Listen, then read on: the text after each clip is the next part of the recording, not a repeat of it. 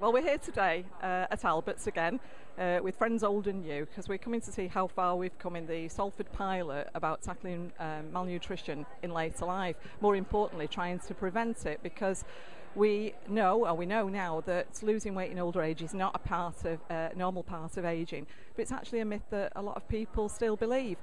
So we've been working together in Salford across a whole spectrum of partners to see what we can all do together to make a difference. I mean, that's my background, so I've always been aware of malnutrition and how important it is and how overlooked it is. But I must say that I've learned a lot about how we as society perceive that it's okay to lose weight as you get older, and of course that's actually what's going to happen. So people are missing the point that there is preventable malnutrition out there.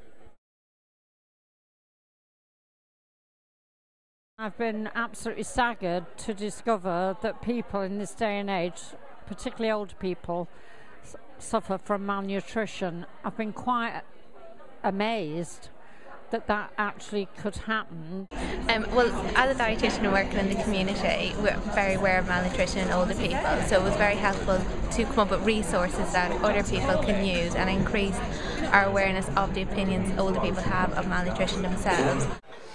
I think it's to identify person-centred needs, special dietary requirements, and also monitoring their health and well-being.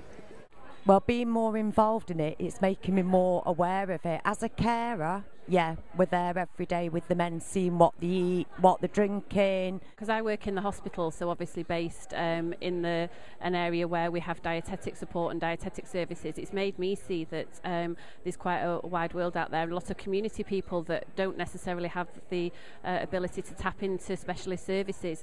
So looking at all the different people and groups out there, it's shown me that there's a lot of ways that people can actually look at the community services and where to get advice and support and how we can all work together. We've undertaken some recent reviews of a number of services, so reviews of extra care services and reviews of residential care, and we've made sure that standards that are introduced into the contract specifications for those services reflect some of the findings of the Malnutrition Task Force.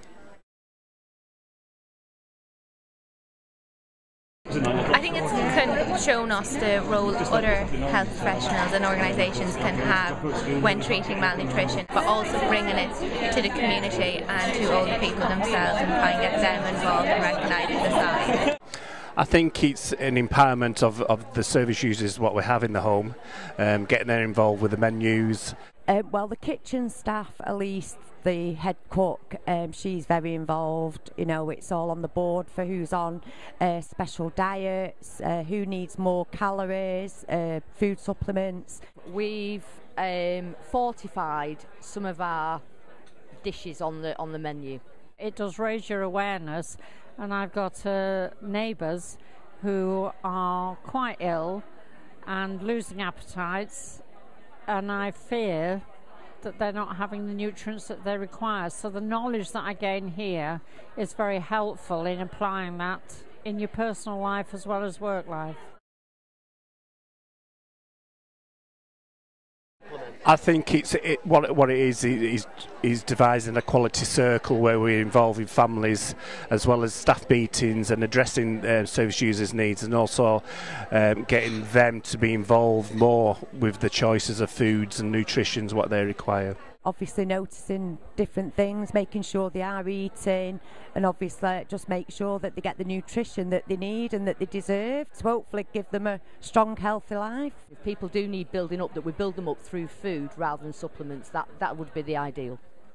Well, what we'd like to do is have a different conversation with GPs and staff who work at GP reception, so there's a clear opportunity for us to introduce training and development for frontline staff and reception workers, particularly on things like the armband. I think we're just going to continue trying to work with different organisations like Age UK and inspiring communities together, and try and keep those strong links and sort of push the message of malnutrition even more. Probably the most beneficial of the malnutrition task force for me anyway, has been able to work with different organisations, getting their opinions on resources we're developing, because they have, they can get older people to look at these resources, which has changed how the leaflets and the posters have been finalised.